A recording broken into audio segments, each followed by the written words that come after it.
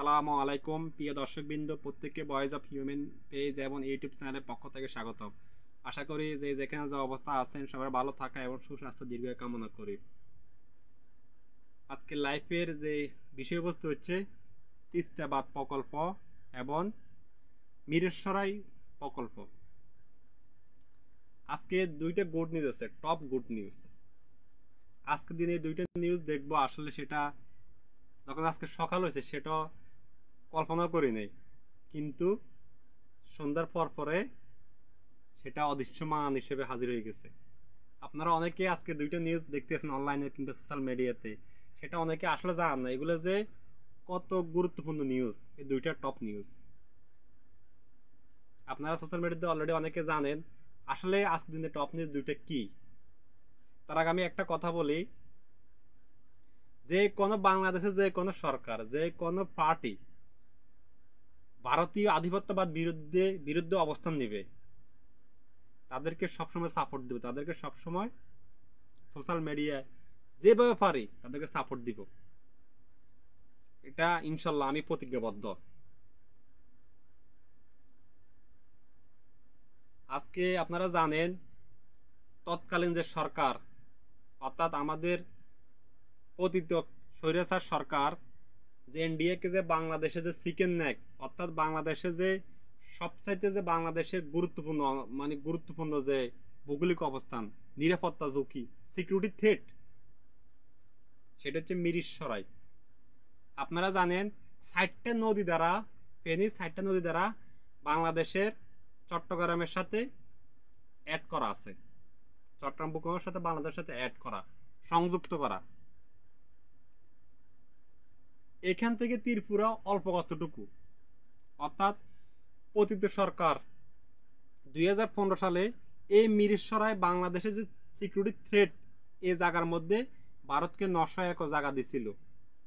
কেন দিচ্ছে, কি কারণে দিচ্ছে, ইভেন এই প্রকল্পগুলো এমনভাবে চুক্তি করছে, আপনারা যারা শিক্ষিত মানুষ এরা বুঝতে পারবেন, যারা সচেতন নাগরিক, এখানে তারা চুক্তির এভাবে হয়েছে, এখানে তারা ওটাকে দিচ্ছে ইকোনমিক কিংবা অর্থনীতি হিসাবে, কিন্তু এখানে ভিতরে কি কাজ করবে, কোন ধরনের কাজ হবে, কিংবা এরা এখানে যত ধরনের টেকনিশিয়াল কিংবা টেকনিক্যালি প্রযুক্তি, অর্থাৎ এখানে শুরু থেকে আপ টু বটম সকল শ্রমিক থাকবে, সকল মেকানিক বলেন, প্রযুক্তিবিদ বলেন, যত ধরনের একটা ইকোনমিক জোন যে তৈরি করা যা যা দরকার সবকিছু ভারত থেকে আসবে। ইভেন বাংলাদেশ সরকারের ওই চুক্তির মধ্যে ওই ধরনের একটি ছিল না যে ওইখানে ঢুকে কখনো সরকার তার নির্দিষ্ট ত্যাগ করতে পারবে, ওই ধরনের কোনো ছিল না। অর্থাৎ এটা যেন মনে হচ্ছে বাংলাদেশের ভিতরে আরেক ভারতীয় ভূখণ্ড। আপনারা জানেন এই জায়গাটা মিরসরাই যে 900 একর 2015 সালে চুক্তি হয়েছিল, 900 একর জায়গা ভারতকে দিছিল হাসিনা সরকার। যদি এই 900 একরের ভিতরে তারা কি করবে না করবে, এখানে আমাদের সরকার ওইখানে যাই দেখার মতো কোনো ধরনের এখতিয়ার আমাদের সরকারের ছিল না। এভাবে তারা চুক্তিগুলো করছে, যেটা বাংলাদেশের জন্য সবচেয়ে বড় সিকিউরিটি থ্রেট। বাংলাদেশে এত অঞ্চল আছে, কেন ওইখানে তারা জায়গাটা নিচ্ছে একবার চিন্তা করেন। কারণ ওইখানে যদি একটা সংঘর্ষ বাধাই দেয়, তাহলে বাংলাদেশের চট্টগ্রাম বাংলাদেশের ভূখণ্ড থেকে আলাদা। এটাই ছিল তাদের মূল পরিকল্পনা। চট্টগ্রামকে বাংলাদেশের ভূখণ্ড থেকে আলাদা করা মানে হচ্ছে বাংলাদেশ ল্যান্ডলক কান্ট্রি। ক্লিয়ার? একটা ল্যান্ডলক কান্ট্রি চাইলে আর বিশ্বের মধ্যে সে মাথা উঁচু দাঁড়াতে পারে না, সাথে সাথে বাংলাদেশ বিচ্ছিন্ন হয়ে যাবে বিশ্ব থেকে। কিভাবে বিচ্ছিন্ন হবে? বাংলাদেশের বন্দর হাতছাড়া হয়ে যাবো গা। বাংলাদেশের বন্দর হাতছাড়া হওয়া মানে কি, বাংলাদেশ একটা ল্যান্ডলক কান্ট্রি, অর্থাৎ বহির্বিশ্বতে বাংলাদেশ বিচ্ছিন্ন, বাংলাদেশ ভারতের কবলে চলে যাবো গা। তারা চাইছিল এই যে ইকোনমিক জোন যে হাসিনা সরকার 900 একর জায়গা দিছে তৎকালীন 2015 সালে, এখানে কোন ধরনের সরকার তার আমাদের দেশের নিরাপত্তা চিন্তা করা নাই, তাদেরকে দিয়ে দিছে এমনি। কিন্তু ঠিক যখনই হাসিনা সরকার পতন হয়েছে, পতন হওয়ার সাথে সাথে ওই প্রকল্প থেকে ভারতের সকল লোক তাদের গাট্টি গোট্টা নিয়ে এখান থেকে বাইরে গেছে। আজকে দীর্ঘ 1 বছর প্লাস এই প্রকল্পটা এভাবে পড়ে আছিল। ইভেন ওই প্রকল্প আশেপাশে আরো 400-500 একর জায়গা তারা দখল করছে জোর করিয়া, ইন্ডিয়ান লোকেরা। আপনারা এগুলা, এটা চুক্তির বাইরে, চুক্তির বাইরে 400-500 একর, চুক্তি হচ্ছে 900 একর। তার মানে আমরা হিসাব বলি এখানে অলরেডি 14 থেকে 1500 একর জায়গা তারা কি নিয়ে গেছিল। এখানে জনগণের উপর অনেক ধরনের চাপ তৈরি করা হয়েছে, জোর করে নিয়ে গেছে। মানুষের বাড়ির জায়গা, বিটার জায়গা, এগুলো আপনারা ওইখানকে যাইলে বুঝতে পারবেন। এই যে বাংলাদেশের ভিতরে আরেকটা ভারতের যে একটা ভূখণ্ড তৈরি করা, এটা ছিল মহা একটা প্ল্যানিং, অর্থাৎ বাংলাদেশের সার্বভৌমত্বকে জন্য হুমকি। তো আজকে ইউনিট সরকার এই চুক্তিটা বাতিল করে দিচ্ছে, অর্থাৎ বাংলাদেশের ভিতরে যে ভারতের আরেকটা ভূখণ্ড ছিল এটা আজকে বাতিল হয়ে গেছে। আজকে থেকে বাংলাদেশে যে একটা সিকিউরিটি থ্রেট ছিল, অর্থাৎ মিরেশ্বরে, আপনারা মনে রাখবেন, মিরেশ্বরে বাংলাদেশের জন্য হচ্ছে সিকিউরিটি থ্রেট। কারণ যদি আমাদের সাথে কখনো ভারতের সাথে যুদ্ধ হয়, তখন আমাদেরকে এখান দিয়ে হামলা করব। এখান দিয়ে আমাদেরকে যারা হামলা করতে পারে, তাহলে এরা বাংলাদেশকে, টোটাল বাংলাদেশে তারা আলাদা করে ফেলবে। বাংলাদেশের যত ধরনের যত সাপ্লাই চেইন, সেটা হচ্ছে চট্টগ্রাম থেকে ঢাকা, ওইখান দিয়ে রোডটাই। আর এখান দিয়ে যে এই চট্টগ্রামের সাথে যে আমাদের যে সারা বাংলাদেশের কানেকশন, এটা কিন্তু মিরেশ্বরের মধ্যে, মিরেশ্বরের 4টা নদীর উপর দিয়ে ব্রিজের মাধ্যমে কানেকশন। এগুলো আপনারা আসলে অনেকে জানেন না, এগুলো জানা খুব প্রয়োজন। এই যে সরকারের একটা সাহসী উদ্যোগ নিছে, ইউনিয়ন সরকারকে অসংখ্য ধন্যবাদ এই জাতি এবং দেশের পক্ষ থেকে। আরেকটা বিষয় হচ্ছে, আমাদের উত্তরবঙ্গে যে আপনারা জানেন বিএনপির আজকে একটা কর্মসূচি আছে। বিএনপি এর, আমি আসলে আজকে এটা ততটা ডিটেলস এখনো পাই নাই, তো ইনশাআল্লাহ সংগ্রহ করবো।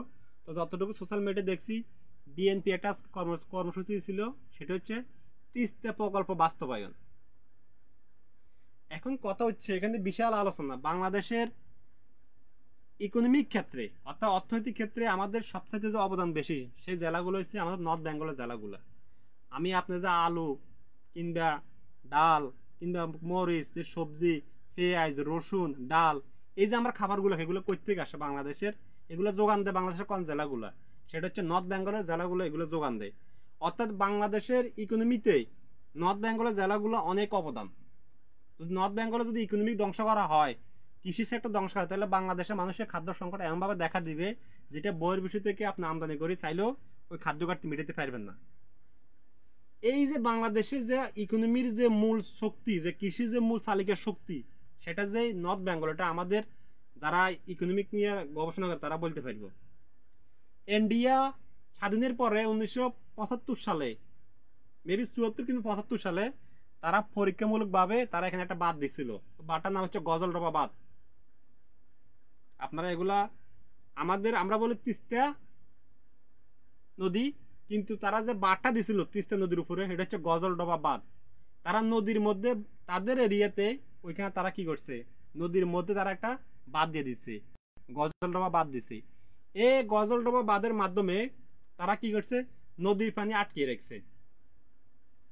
এই নদীর পানি আটকে দিয়ে কি হয়েছে, যখন শীতের মৌসুম, তারা আমাদের পানি বন্ধ করে দেয়, বর্ষার মৌসুমে তারা পানি ছাইরা দেয়।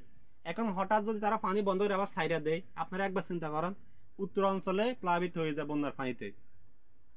এই যে আমরা দীর্ঘদিন তাদের একটা টার্গেট, বাংলাদেশে কিভাবে ইকোনমিক বাংলাদেশের অর্থনৈতিক রাষ্ট্রের মধ্যে অর্থনৈতিক সংকট দেখা দেয়, অর্থনৈতিক ক্রাইসিস থাকে, ওই রাষ্ট্র কখনো দাঁড়াইতে পারে না। এটা হচ্ছে মূল টার্গেট। আমাদের দেশে ইকোনমিক অর্থনৈতিক ভাবে আমাদেরকে স্টেবিলিটি ওইটা না দেওয়া, পাশাপাশি আমাদেরকে রাজনৈতিক সংকট তৈরি করে রাখা সবসময় এখানে। তাহলে আমরা কখনো আমাদের যে সিকিউরিটি থ্রেট, এগুলো আমরা কখনো ওইভাবে স্ট্রং ভাবে রাখতে পারবো না। এই যে তাদের এই যে একটা মহাপরিকল্পনার মাধ্যমে তারা বাংলাদেশের যে প্রতি বছর বিলিয়ন বিলিয়ন তারা ক্ষতি করতেছে ইকোনমিক অর্থনৈতিক ক্ষেত্রে, সেটা আপনারা যারা অর্থনীতি নিয়ে মানে রিসার্চ করে তারা বলতে পারবে, এগুলো ভালো জানে আমার থেকেও। তো আজকে এই বিএনপি সরকারের যে, জানি না উনি নেতাটার নামে সঠিক জানি না, তাকে অসংখ্য ধন্যবাদ। এই যে সে একটা রাজনীতি যে একটা উদ্যোগ নিয়েছে, এই যে তিস্তা প্রকল্প যে মহাপরিকল্পনা যে বাস্তবায়ন করার যে একটা আন্দোলন, যে একটা কর্মসূচি দিছে, তাকে আমার মন থেকে অসংখ্য ধন্যবাদ। বাংলাদেশের রাজনীতিতে বিএনপি এক ধাপ এগিয়ে গেছে। আসলে আমরা বিএনপি থেকে ওই ধরনের কর্মসূচি পাই না, যেটা আমরা জাতির সাথে প্রচার করব, জাতিকে আমরা মেসেজ দিব। আমরা আসলে ওই ধরনের ভালো কর্মসূচি দীর্ঘদিন দেখি না। কিন্তু আজকে আমি যে কর্মসূচি দেখছি, সেটা দেখি আমি আসলে আবেগ আপ্লুত। বিএনপি এই সময় যে একটা উদ্যোগ নিচ্ছে, এই যে ভারত আধিপত্যবাদের বিরুদ্ধে যে একটা অবস্থান তাদের দেখাইছে, যেটা 5 আগস্ট পর এখন তারা দেখাইতে পারে নাই শক্তভাবে। তা আমরা বিএনপিকে অসংখ্য ধন্যবাদ জানাই। আগামী দিনে বাংলাদেশের রাজনীতিতে ভারতীয় দালাল মুক্ত, ভারতীয় দালাল বিএনপি থেকে মুক্ত আমরা একটা দল দেখতে চাই, যে দল শুধু বাংলাদেশের মানুষের কথা চিন্তা করবে, বাংলাদেশের স্বাস্থ্যের কথা চিন্তা করবে, বাংলাদেশের মানুষের ইকোনমির কথা চিন্তা করবে, বাংলাদেশের মানুষের কর্মসংস্থান চিন্তা করবে। আমরা ওই বিএনপি চাই। আমরা জিয়াউর রহমানের বিএনপি চাই, আমরা খালেদা জিয়ার বিএনপি চাই। আমরা কোনো ভারতীয় দালাল রয়ের এজেন্টের বিএনপি চাই না। আমরা সালাউদ্দিনের মতো বিএনপি চাই না। আমরা মির্জা ফখরুল সাহেবের মতো বিএনপি চাই না। আমরা বিএনপি চাই, তারেক রহমানের বিএনপি চাই। আমরা খালেদা জিয়ার বিএনপি দেখতে চাই। তারেক রহমানের এই দেশের মানুষের তুমি কি করছে, এগুলো আসলে বিশাল ইতিহাস, এগুলো বললে অনেক সময় লিখবো। অর্থাৎ এই তিস্তা মহাপ্রকল্প বাংলাদেশের স্বার্থে, বাংলাদেশের মানুষের অর্থনীতি যদি মান উন্নয়ন করতে হয়, তাহলে তিস্তা প্রকল্পকে বাস্তবায়ন করতে হইব। আর আমি এই সরকারকে জোরালোভাবে আহ্বান জানাই, যাতে সরকার অতি শীঘ্রই চীনের সাথে তিস্তা প্রকল্প চুক্তি করে। যদি এই প্রকল্প চুক্তি না হয়, তাহলে আমার মনে হয় না আগামীতে চুক্তি হবে। কারণ আগামী যে সরকারগুলো আসবে, তারা বিভিন্ন ধরনের কূটকৌশল করে আসবে। অর্থাৎ ওই সরকারগুলো থেকে আমার মনে হয় যে আমরা এই তিস্তার মতো একটা এত বড় প্রকল্পকে চুক্তি করা, তিস্তা মহাপরিকল্পনা চুক্তি চীনের সাথে দুঃসাহসিক পদক্ষেপ বাংলাদেশের ইউনিয়ন সরকার ছাড়া কেউ নিতে পারবে না, সেটা আমার মনে হয় না। আর কেউ চাইলেও ইন্ডিয়ার বিভিন্ন ধরনের তারা যে রয়ের মাধ্যমে যে তারা সংকট তৈরি করবে, তখন এগুলো বেঁচতে যাবে। তো অর্থাৎ আমরা চাই বিএনপি আজকে বাংলাদেশের রাজনীতি বিএনপি যে ব্যাকফিটে ছিল অনেকটা, তারা আজকে অগ্রসর হয়েছে। আমরা এই ধরনের কর্মসূচি চাই। বিএনপি সামনের দিনগুলোতে ভারতীয় আধিপত্যবাদ বিরোধী কর্মসূচি দিবে ইনশাল্লাহ। আমরা যে কোনো দল যারাই বাংলাদেশে ভারতীয় আধিপত্যবাদ বিরোধী কিংবা যে কোনো রাষ্ট্র আধিপত্যবাদ বিরোধী কর্মসূচি দিব। আপনারা জানেন স্বাধীনের পর থেকে বাংলাদেশে আগে পাকিস্তান বাংলাদেশ অনেক জুলুম করছে, অনেক অত্যাচার করছে, অনেক ধরনের হত্যাকাণ্ড ঘটাইছে, আমাদের উপর অনেক ধরনের তারা কি ব্যবচার করছে, অবিচার করছে, বেইনসাফ করছে। কিন্তু ৭১ পর থেকে পাকিস্তান এখানে নাই। ৭১ পর থেকে পাকিস্তান পালাই গেছে, এই ভূখণ্ড মানুষের লাথি উষ্ঠে পাকিস্তান কিন্তু পালাই গেছে। তাহলে ৭১ পর থেকে আজকে 2025 পর্যন্ত আমরা কি পেয়েছি? এখন তো পাকিস্তান এখন আমাদের কারা শোষণ করে, কারা আমাদের ইন্টারনাল বিষয়ের মধ্যে হস্তক্ষেপ করে, কারা আমাদের ইন্টারনাল যে কোনো রাজনৈতিক বিষয়ে সংকট তৈরি করে, এই শক্তি কোথা থেকে আসে? এটা তো আমরা সবাই জানি যে শক্তি কারা আমাদেরকে। আমরা যে দীর্ঘদিন বাংলাদেশে যে একটা রেজিম গেছে, 70 বছর একটা যে রেজিম এখানে হয়েছে, এই রেজিমকে কারা শেল্টার দিচ্ছে? এই রেজিম কাদের স্বার্থে এখানে বাস্তবায়ন করছে? কাদের কারণে এখানকার হাজার হাজার মানুষ গুমখুমের শিকার হয়েছে, হত্যা জুডিশিয়াল কিলিং হয়েছে? অর্থাৎ এগুলো এই জাতি জানে, এই জাতির মানুষই এখন এগুলো জানে, কারণ এখনকার সোশ্যাল মিডিয়ার যুগ।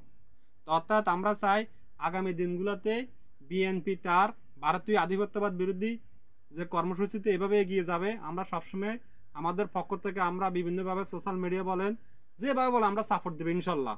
কারণ এই তিস্তা প্রকল্প দেশে কোনো অসহায় মানুষের জন্য। কারণ এই তিস্তা প্রকল্প কারা ক্ষতি হয়? যখন বর্ষাকালে বাদ চাইরা দেয়, তখন কারা ক্ষতিগ্রস্ত হয়? কোনো এদেশে এলিট শ্রেণীর লোকেরা ক্ষতিগ্রস্ত হয় না, এদেশে কোনো এলিট শ্রেণীর লোক ক্ষতিগ্রস্ত হয় না। অসহায় হতদরিদ্র কিংবা মিডল ক্লাসের ফ্যামিলি, মিডল ক্লাসের পরিবারগুলো ক্ষতিগ্রস্ত হয়। যখন শীতের মৌসুমে আমাদের এখানে তিস্তা প্রকল্প পানি সংকট দেখা দেয়, তখন তারা শীতের মৌসুমে পানি বন্ধ করে দেয়, তারা কৃত্রিমভাবে সংকট তৈরি করে, যাতে আমাদের এখানে ইকোনমিক যেহেতু কৃষি এখানে ভালোভাবে উৎপাদন না হয়। কারণ এখানে যদি কৃষি ভালোভাবে আলু কিংবা পেঁয়াজ, ডাল, রসুন এভাবে বিভিন্ন ধরনের শাকসবজি এখান থেকে উৎপাদন হয়, ওইখানে যদি ভালো উৎপাদন হয়, তাহলে সারা বাংলাদেশে কৃষিতে বাংলাদেশের মানুষ কি একটা স্বস্তি পায়, স্বস্তি ভোগ করে। যদি ওইখানে কৃষি যদি সমস্যা হয়, তাহলে সারা বাংলাদেশে কি বিভিন্ন ধরনের সংকট দেখা দেয়। অর্থাৎ তারা চাইতেছে আমাদের দেশে সবসময় ইকোনমিক ভাবে আমরা ক্ষতিগ্রস্ত হই, আমাদের কৃষিখাতটা নর্থ বেঙ্গলের কৃষিখাত ক্ষতিগ্রস্ত হওয়া মানে কি বাংলাদেশ, সারা বাংলাদেশের কৃষিতে বড় ধরনের একটা ঘাটতি দেখা দেওয়া। তো অর্থাৎ আমরা চাই এই যে আজকে যে কর্মসূচি, এটা বাংলাদেশের জন্য, বাংলাদেশের মানুষের জন্য এটা খুবই অতি জরুরি একটা কর্মসূচি। তো এই কর্মসূচি যে বিএনপিকে অসংখ্য ধন্যবাদ। আর বিশেষ করে বিএনপির যে নেতা, ওই অঞ্চলের যে নেতা কর্মসূচি যারা যারা নিচ্ছে তাদেরকে প্রত্যেকে ধন্যবাদ। তাদেরকে জাতীয় রাজনীতিতে আসা উচিত, যেহেতু তারা ভারতীয় আধিপত্যবাদ বিরোধী অবস্থান দাঁড়াইছে। অবশ্যই তারা দেশের জাতীয়তাবাদী নেতা, জাতীয়তা প্রেমী নেতা, এদেরকে অবশ্যই দেশের মানুষকে ম্যান্ডেট দিবে। আগামী দিনে সংসদে এদেরকে পাঠাইবো ইনশাল্লাহ।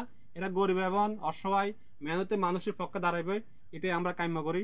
সবাই ভালো থাকবেন।